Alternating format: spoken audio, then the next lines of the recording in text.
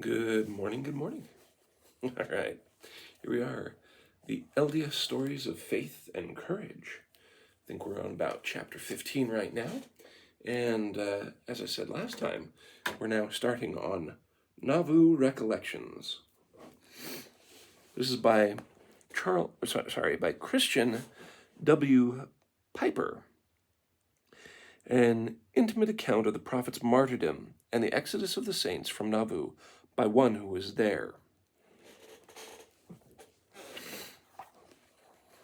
I thought it might be interesting to the young people of the church to read a short sketch of some of the recollections of one who lived in Nauvoo at the time of the martyrdom of the prophet Joseph and Hyrum Smith, and the driving of the remnant of the saints out of that beautiful city. I've requested from time to time to relate what I have seen and known that happened during that eventful and sorrowful period of time. When the word came from Carthage that our dear prophet and his brother Hyrum were murdered in cold blood by a ruthless and wicked mob, all Nauvoo was in great sorrow and mourning. My father and mother and our family cried and wept bitterly. All the saints were weeping bitterly. From every house came the loud sound of lamentations and mourning. I heard them myself, for everyone rushed out into the streets to hear if it were really true. And while I stood on the corner of Main and Mulholland streets and saw the cortege or procession pass that brought the bodies of the martyrs from Carthage to Nauvoo, they were taken to the mansion house and laid there in a state until the time of burial. I saw them in their wounds. I saw them in life and sat on Brother Joseph's knee and talked to him face to face. Brother Hyrum also. My father and mother, with 2 children, myself and my sister, landed at Nauvoo at the foot of Main Street in the year 1842. Brothers Joseph and Hyrum met us there and welcomed us with a holy greeting. Brother Joseph took my father and family to a little house that he owned on the corner of Main and Water, or River Street as it was called. The house was on a corner north of the old mansion house and across the street west of the new mansion house, which was being completed at the time. The house where we lived then used to be called the Allred House. My father bought 2 city lots off the prophet, one on Main Street and one on Granger Street. He built a store on Granger Street, and after a hard struggle and overwork, was taken ill with a fever and died in November 1845, 1 year after the martyrdom of the prophet. I was well acquainted with Mother Smith. My father took us to see the mummies when we lived in the house on the corner. Mother Smith's house was on the bank of the river across the street from the mansion house. After the death of the prophet, we used to visit her nearly every day and take her flowers, etc. I knew Emma Smith well, and went to the school in the mansion house with the prophet's children, Joseph, Frederick, Alexander, and David. The first company of the saints crossed the Mississippi River in the early part of February 1846. But President Young, Willard Richards, and George A. Smith remained until the 15th or later in the month. The remnant of the saints who were left were under the necessity of remaining some months longer to try and sell their property to get an outfit to travel to the west.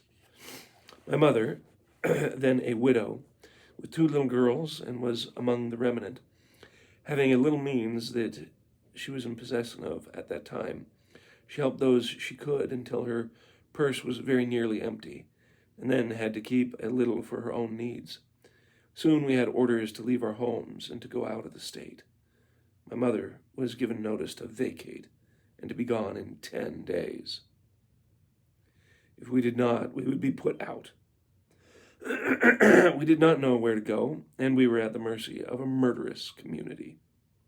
A committee was appointed to look after those who had no protectors and convey them over the river and locate them in safety until the battle was over, and provide them with food until the time that it would be safe to bring them back to their homes. We were among that number, and on the 9th of September, same year, we were taken from our homes with just enough clothes and bedding for our needs and driven in a lumber wagon down to the ferry, the lower stone house. We boarded a ferry boat, crossed the Mississippi onto the Iowa side, and we were taken in a wagon 6 miles below Montrose to Nashville and remained there until November, when we were conducted back to our home that the mob had made a camping place and rendered unfit for occupancy until repaired. We had to undergo it all and make the best of it. At some future time, I will write the particulars of my experience and clear recollection of that time. I was, through it all, and did not leave Nauvoo until 1950. That is very brief.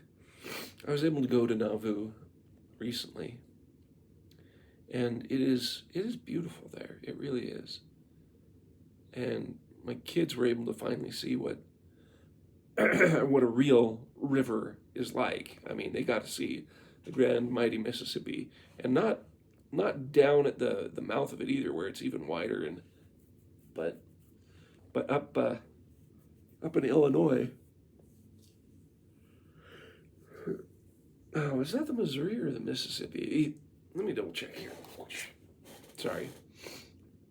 Those are still both mighty rivers. They've been over both.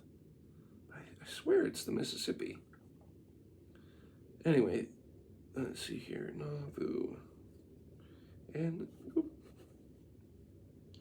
N-A, Nauvoo, Illinois. That is... Yes, it is the Mississippi. I was right. Okay. Sorry, my memory was playing tricks on me. So, we got to see the Mississippi. We got to go there. My wife was all worried about bugs and other things like that, but it actually wasn't that bad. There's geese along the river. Anyways, like if you ever look on Google Maps about Nauvoo, at least as it is now, you've got the rebuilt temple, which we were able to go to, which was wonderful. Up at the top of kind of the hill in Nauvoo. And there's a bunch of shops and homes around the temple up there. But the Nauvoo city proper with the church historical sites is kind of the west side leading down to the Mississippi banks. And there's still the old brick shops and other historical homes that were made of brick, but all these other ones that were made of wood and such, most of them are completely gone. So it's, in many ways, very wide open lots still at this point. But if you think about how it is or was, it would have been a very amazing kind of beautiful city. And yeah, there are very few events in life where I can see people weeping and astonished at the death of a public figure. Unfortunately, we live in a time where that's now not as distant. And I don't know. I think there's a lot to be said for not only this story, but when you go to Nauvoo itself, they have a specific trail that you follow, and you read these accounts of what happened in Nauvoo and as they were exiting, and the journal entries there along the way out, going out of the city.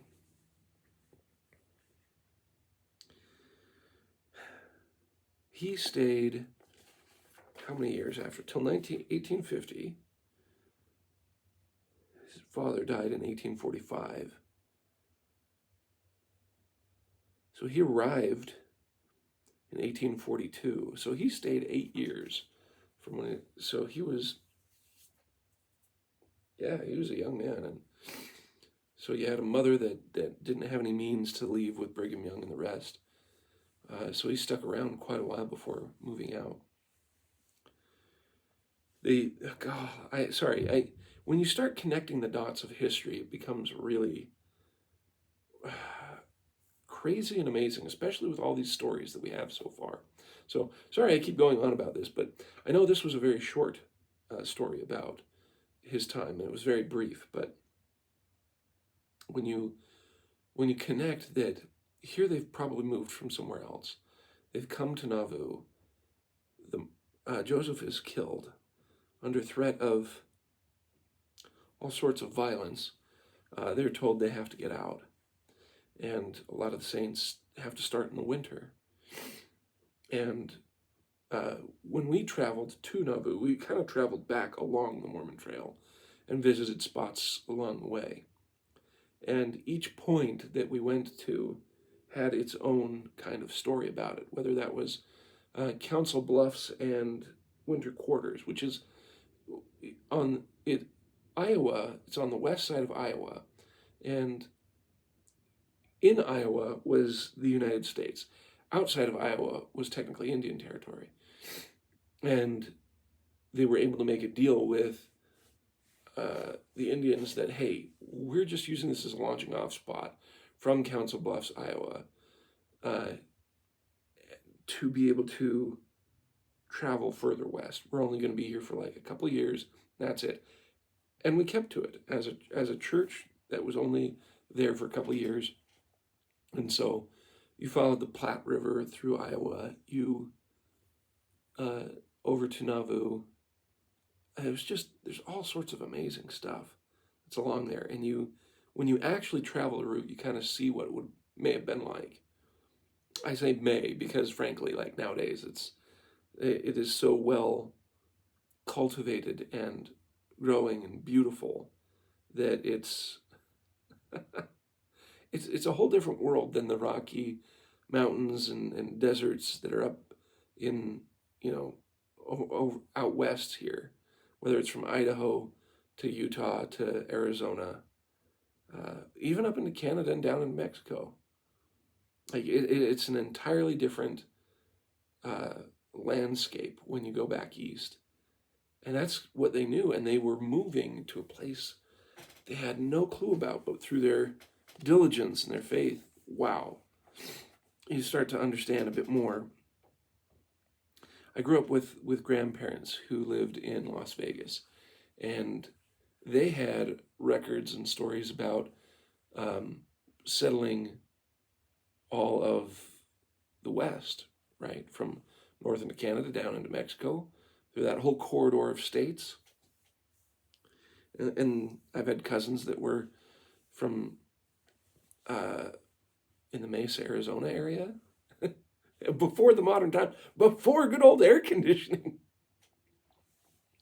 So there's all sorts of stories about all this and the perseverance and way of life that happened then.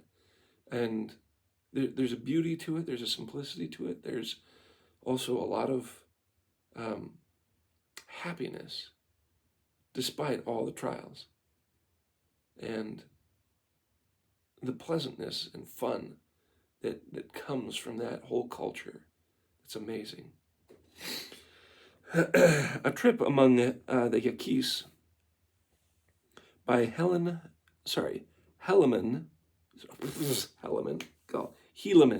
Pratt. A trip among the Yaquis by Helaman Pratt. This is an interesting narrative of how some early missionaries tried to make contact with a hostile tribe of Indians deep in the jungle of Mexico.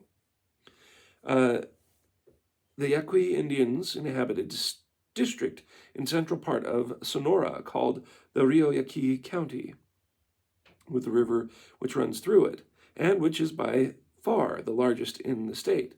This stream empties into the Gulf of California, about 40 miles south of Guaymas. Many of these Indians are living in various parts of the state and are employed by the Mexicans as carpenters, wagon makers, stone cutters, harness and shoemakers, and also farm laborers. The women are also employed as cooks, laundresses, etc. This tribe is said to number about 12,000, and some of the members are educated in the Spanish language. It was dedicated in a council held in Hermosillo by brothers M.G. Trejo, Al Garf, George Terry, and myself, that George Terry and I should go to the Yaqui River to visit this people and present their head chief with a Book of Mormon. He, it was said, was a young man who had been educated by the ex-governor of Sonora, and on returning to his people, he was elected head chief. was very liberal-minded and was trying to establish school among his people and in various ways seeking to elevate them. So again, if we're talking about conquests and cultures, and yes, I'm using that properly as what I mean, because Thomas Sowell wrote a book called that, and you can see that when you take these cultures that are conquered by other people, there's different ways of adaptation. And one of them is to learn the conqueror's method of learning and understanding so that you can catch up to that civilization that took over. And when you do that, you can prosper in that new regime of how life is done. Anyway, it was thought by us that if we could but reach his ears, relate to him the history of his forefathers, tell him of the gospel as revealed in this our day, and the position which the Lamanites are descended to occupy in the building up of God's kingdom, that they might be converted, and we thereby have a key to open the door for the gospel to the entire nation. But upon the other hand, if we failed to make this impression upon him, it was thought best not to undertake to do anything among them, as they were all Catholics of the most rabid, ignorant, and superstitious kind. We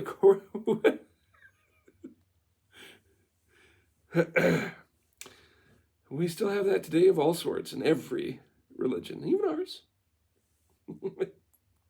We accordingly started from Hermosillo on the 20th of May, 1877, and arrived at Guimas, distance of 113 miles, after a ride of 13 hours in the coach, in time to see the first steamship we had ever beheld start for San Francisco. After passing the night in a very comfortable hotel and taking our first bath in the great deep, we called upon the American consul, Mr. Willard, who received us with great courtesy. We were told by him that it would be very unsafe to go among the Yaquis at this time, that they were in a state of semi-revolt against the government. We also learned that there were no priests among them, but that the priest of Guimas was in the habit of going among them 3 or 4 times a year, remaining a few days and then returning. We concluded to start immediately, take chances, say nothing of our moves to anyone, and perhaps thus evade trouble through the influence of the priests. In about 2 hours after our visit with Mr. Willard, we were sailing across a neck of the Gulf for the mouth of the Yaqui in a small boat, such as is used by the Indians to transport their produce to Guimas, a city of about 6,000 people. The Yaqui Indians furnish this town with nearly all its wheat, corn, beans, melons, squashes, wood, forage, etc. After a sail of about 4 hours, we found ourselves about 6 miles up the river, and it was near night we concluded to remain on board until morning. We found that the captain and crew of our little vessel were Yaquis, and we explained to them the object and nature of our mission. In the morning, the captain sent one of his men to pilot us to the house of one of the governors, some 5 or 6 miles distant. When we arrived, we were introduced to the governor. He wanted to know the object of our visit. We told him we wished to see Jose Maria, their head chief, as we had some books for him, and would like a personal interview with him. He invited us to rest. He sent one of his sons on horseback to inquire where Jose Maria was.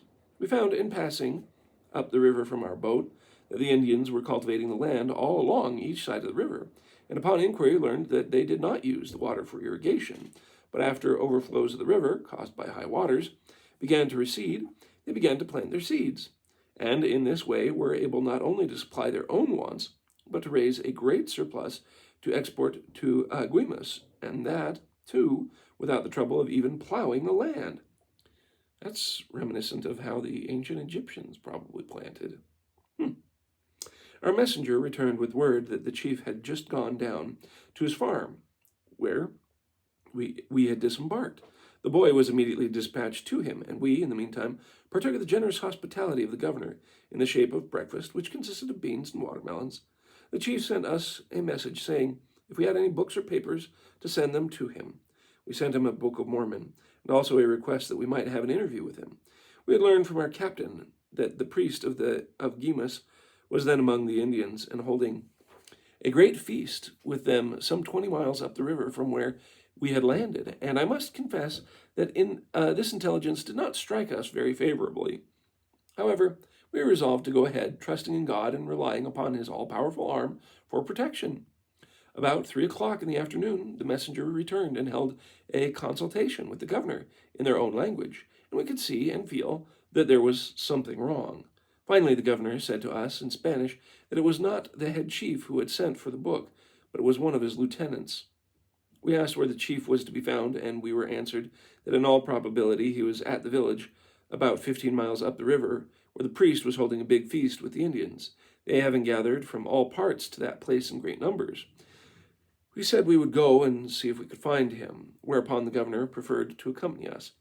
I can safely say that it was the warmest job of my life to follow and keep pace with that Indian. In that hot climate, with the sun scorching our backs, and with our valises of about 30 pounds each to carry.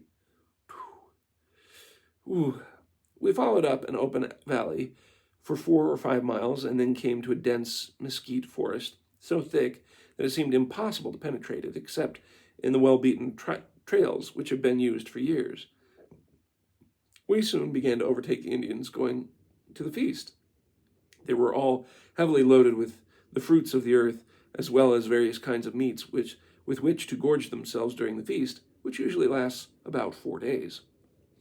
Our guide was treated with the greatest respect by those whom we met or passed, showing that he was a man of influence among them. After traveling through this forest for several miles, we came to the pueblo, which consisted of an old adobe church with a red cross on one end and a black cross on the other, a house, a few bush shanties, which are situated in the center of a clearing about 20 acres. We found that about 8,000 men, women, and children had already assembled. Some were in large groups under the trees, eating and drinking and merrily making. Others were forming into processions and marching to the measure of very pleasant music from violins, guitars, harps, flutes, and drums, etc., all of which were of their own manufacture. They were dressed in the most fantastic style, the women in white muslin dresses, short skirts and sleeves with red sashes, and with high-headed dresses made of sticks and feathers. The men wore white shirts and pants and broad-brimmed hats. Some had sandals on their feet, and others were barefoot. Some of the chiefs wore black brooch pants, open up the sides with red lining and buttons, and red scarfs, after the Spanish fashion. It seemed a strange sight to us, almost as though we had been suddenly transported to another sphere. The people, their dresses, the music, and the surroundings were so different to what we were used to that we were amazed. As we entered the clearing, it seemed to create a great deal of excitement. Our guide led us across the clearing in front and a little to the east of the church, to a clump of trees where there were some benches, and requested us to be seated. My companion, Brother George Terry, was thoughtful enough to take off his hat while passing in front of the church, which is a universal custom with all Catholics of that country. But my mind was so wholly occupied with what I beheld, I entirely forgot to do so. Our guide, who was armed with a cane, which had a silver head, 3 silver bands around it, and a long iron spike at the end, immediately after seating us, struck his cane to the earth, and without saying a word to anyone, took his seat a little apart from us. Immediately, other Indians came forward and struck their canes with that of the governor, and seated themselves by him. In this way, a council of about 12 was soon formed. Then a consultation, which lasted about 30 minutes, was held in their native language, and while this was going on, we could see that there was great excitement both in the council and among the people. We had an opportunity during this time to look around us. We found that we had been seated in the midst of a collection of rude instruments of torture for punishing human beings, such as stocks, the rack, and the gallows, etc. This, of course, in addition to the gesticulations and excited manner, did not make us feel any too comfortable, and my companion remarked that we had better keep our sidearms in readiness for instant use. We could also see the carriage and attendants of the priest nearby the house. At the conclusion of their deliberations, one member of the council addressed us in Spanish and asked us what we wanted. We replied that we wished to see Jose Maria, their head chief, and we had a personal interview with him, as we had some books to present to him and some communications to make that we would be of interest to them all. We were then told that Jose Maria was not there, that he was some 80 miles farther up the river, and that we would not be allowed to proceed farther nor remain there. But if we wished to return the way we came, we could do so. We replied that if we could proceed no further, and would not be allowed to remain there, we would return, of course. We were then furnished with an escort who conducted us back to the house of the governor, where we were put into a room and guarded until morning. Then we resumed our march. Upon arriving at our place of landing, we found our boat all loaded and waiting for the tide. Our escort would not permit us to return upon any other boat than the one we came on. We had been ashore a little over 24 hours in that time. We had walked about 40 miles and had partaken of but one meal, but that consisted of beans and watermelons. As may be imagined, our appetites were in good trim to relish such humble fare as the boat afforded. There's one fact that I consider worthy of note. Although we were but two in the midst of thousands, yet when the spokesman of the council addressed us, his voice faltered and his lip quivered, so much so that he had great difficulty in giving utterance to the words he wished to speak. And a spirit of fear seemed to rest upon the others, as though we possessed the power to bring immediate destruction upon them. On the other hand, we were strengthened of the Lord and did not realize the peril of our situation until we were out of the reach of the Indians and began to reflect upon the scenes which we had passed through. My testimony is that God is all-powerful, and that he will deliver his faithful servants from those who wish to destroy them. We felt to praise God for our delivery, and to ask him in the name of Jesus to pour down his Spirit upon that people to enlighten their minds, and to prepare them for the gospel. We had a very pleasant trip across the water to Guimas, and after resting there one day, we again took the stage to Hermosillo. By the time our money was exhausted and the balance of the journey to Arizona, between 400 and 500 miles by the route we traveled, was performed on foot. We made many friends by the way, and had all we could do to instruct the people in the principle of the gospel. And I can say, to the credit of the people, that the country we were never turned from, and I can say, to the credit of the people of that country, that we were never turned from a house, and wherever we found people, our wants were supplied. We had one march of 5 days without any habitation. There were long distances between water, and we knew what it was to do without food and water, but God gave us the strength, and on the evening of the 4th of July, we arrived in Tucson, Arizona, having connected with brothers Trejo and Garf a day or two previously, and had a time of feasting and rejoicing. Ooh, that's an interesting one. All right, some things that come to mind. The idea that all natives in the Americas were Lamanites. You can see that profoundly put in that story.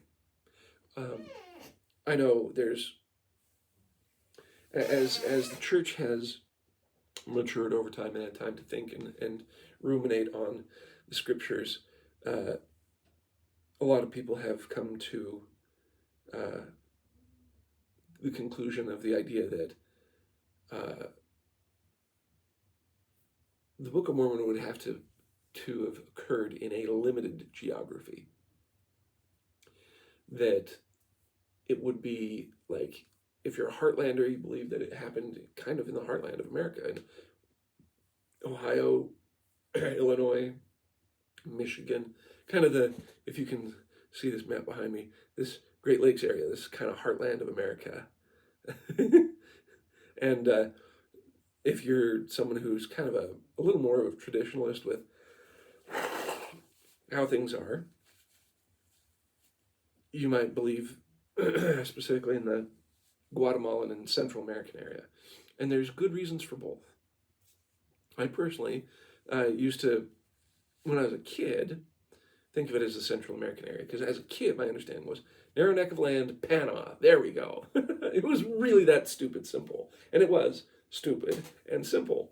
On the other hand, when, as I grew up and it became, I met people who focused on that a lot more. I had a guy that I worked with who, he married a, I don't know which country, but it was a South American lady. You know, I can't remember if she was Mexican or if she was from Guatemala or whatever else. But he was fully convinced that the Book of Mormon was events took place kind of on the Yucatan Peninsula. And I was like, oh, okay, cool, that makes sense. And I was perfectly fine with that. It wasn't until just the last year or two that I've heard more about the Heartland model And there are things about it that just hit me right. Now, I'm no scholar. I have no problem. I can have two working models in my head, and whichever one's right, fine. Because the locations where the Book of Mormon happened is not key to the doctrines of becoming a better person and doing what God wants so I can return to him. But it is fun to talk about it, learn more about it, debate about it, and make a good case for it on either side. But then you have books like Lehi in the Desert and The World of the Jaredites that I had read earlier, where Hugh Nibley posited the idea that it may have happened in southern Mexico, Guatemala, Yucatan Peninsula area, but also ranged all the way up north. Because, for example, the Jaredites came from a nomadic and wide-ranging civilization, because this was before, remember, Jaredites were long before children of Israel. It was before Abraham. It was just after the Tower of Babel. And so here you have this Central Asian culture, and it lasting, and the conquering, and the huge, vast amounts of land and territory that culture had over time. And he's like, yeah, they could have easily just had the North, being up in regular North America, be their entire hunting grounds and entire war grounds and whatever else. So there's huge, wide, varying positions on where it's at. I think this is an interesting story because, here they are coming down to try and teach people about the gospel. And most importantly, they may have been in quite a bit of danger, but they were kept safe because of God. And, to their credit, despite understanding that they were in danger after the fact, they still wanted the Spirit poured out on them. And that's true. I think anywhere that we go, when we find resistance, when we have the charity and the true Spirit of Christ, we want the best for the people that we meet. And I would hope that stays true now, that despite even people who are against us in the worst and most evil ways of calling us demonic or evil, that lead to others reaching out in violence against us, that we instead pray for them, ask them to understand that, look, this is truly divinely inspired, that we want to follow Jesus Christ, that we want to follow his example and do the works that he does to help others, to uplift them, to uplift our lives, to uplift our families' lives, to uplift our community, to uplift our nation. And hopefully their hearts will be softened and people will understand. I think there's more to come, and I don't know how or why. But most of all, I hope we do what's right. All right. The Little Blind Boy of Holland by Osborne J.P. Woodstow. This is a well-written story of how a boy's unwavering faith in the healing power of the Lord, which accompanied the president of the church, was the means of restoring his sight. Oh, already from this it reminds me of Jeffrey R. Holland's blessing the little kid, and how he became a terror of the town after he received his sight again. But let's see about J.P. Woodstow. It happened several years ago. The president of the church, Joseph F. Smith, was visiting the saints in all the branches of the church in Europe. This particular month, the beautiful harvest month of August, he was to visit Rotterdam. Missionaries and the saints alike were anxious to see him, and were preparing for the great spiritual feast they should have when he came. Little John, too, was waiting anxiously for the president to come. Not that Little John could see him now. Unfortunately, he could not. But Little John remembered with a thrill of pleasure that 2 or 3 years before he had been able to see, as well as any of his playmates, and that he had loved to look upon the picture of the kind, sympathetic-looking president. Little John always imagined that he saw a halo of glory about the president's head. But fortune had been unkind to Little John since those happy days, or so at least he thought. Although he was 11 years old, He had now, for several years, suffered very much with his eyes. They were always inflamed, and there was always a terrible pain in them. The doctor had long ago made him discontinue school, so that he now stayed at home, wore a great bandage over his eyes, and spent most of his time thinking of how good the Lord had been to him at other times, and hoping that he would not forsake him now. So Little John was waiting anxiously, too, for the president to come. The president was the greatest man on earth, thought Little John, and he wanted very much to hear him, at least, even if he could not see him. The evening before the day on which the president was to visit the saints of Rotterdam, Little John was unusually excited. He could speak of nothing but the president's visit. He could think of nothing else. He was literally possessed by uncontrollable enthusiasm. "Oh, Mama," he cried, "I'm so glad that I shall be able to at least hear President. Just think, Mama, he is the prophet of God." "Yes, my dear," answered his mamma, "he is God's anointed prophet. I, too, am glad he is coming to visit us. It is almost as if the Lord himself were to come." Little John was impressed. He remained quiet for a little while. He was in deep thought. It was almost the first time he had been quiet that day. By and by he spoke again. "Mamma, the prophet has the most power of any missionary on earth, hasn't he?" "Yes, dear boy," said his mother. "He holds all the keys and authority that God gives to man. Why do you ask, my son?" Little John was silent for another little while. Then he said solemnly and fervently, "Mamma, if you will take me with you to the meeting and get to the president to look into my eyes, I believe they will be healed." "My dear boy," said his mother tenderly, "I know the president has power to heal you, but my boy, the president is very busy just now. He has traveled far to visit us, and there are hundreds of people who want to see him. You're only a boy, my son, and we must not intrude nor force ourselves upon the president's notice." Little John's spirits sank. Yes, he was only a boy, and the president, oh, he was such a great man. There would be so many at the meeting to see him. He would not notice a little boy. "But, Mamma," asked Little John after a while, "you will take me with you to the meeting, won't you?" "Yes, my boy," said his mother. "Then," said Little John, his spirits rising, "I shall hear the voice of the president, the prophet, and oh, if he would only look into my eyes, I know that they would be healed." The next day, Little John listened with rapture to the tones of the prophet of God, although the little boy could understand only what the interpreter said. For the president could not speak Dutch, yet he was warmed, and the thrill of the kindly sounds of the president's voice. When the service was over, the president went to the door to shake hands with the saints as they passed out of the hall.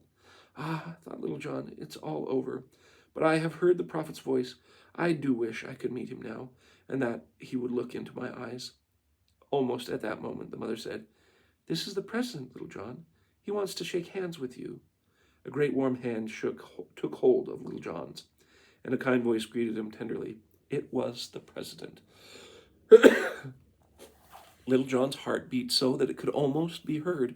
Then the president's other hand lifted the bandage from Little John's eyes, and the president looked sympathetically into their sore and painful depths.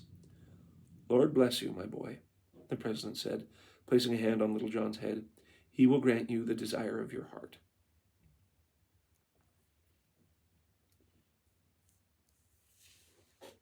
Now Little John was happy and contented indeed, and far more enthusiastic than ever before. He had heard the president's voice. The president had looked into his eyes, and his eyes were feeling better, too. When he reached home, Little John could hardly contain himself. Suddenly he called out, "Oh, Mama, my eyes are well. I can't feel any more pain at all. And oh, Mama, I can see fine now and far, too." His mother ran to him, not knowing what to think. She tested him in every conceivable way, and sure enough, he could see as well as ever he could. And by, Little John spoke again, his voice almost choked with tears. "Mama," he asked, "the president's name is Joseph F. Smith, isn't it?"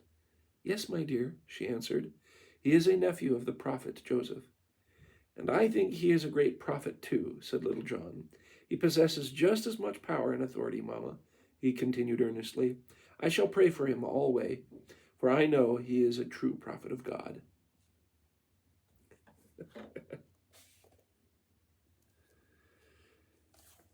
I don't think I want to add much to that.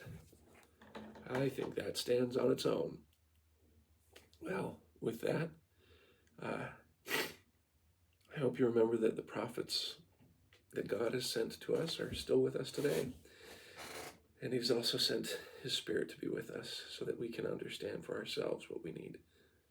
The church is growing extremely fast, and in all places in the world. And more we need to rely directly on God.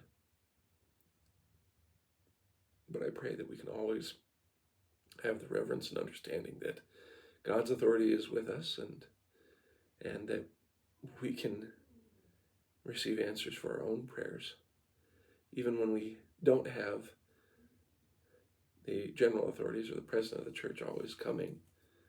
We can always be there. We can always have that same power and Spirit with us through God, his Son, and the Holy Spirit. With that, may God's Spirit be with you.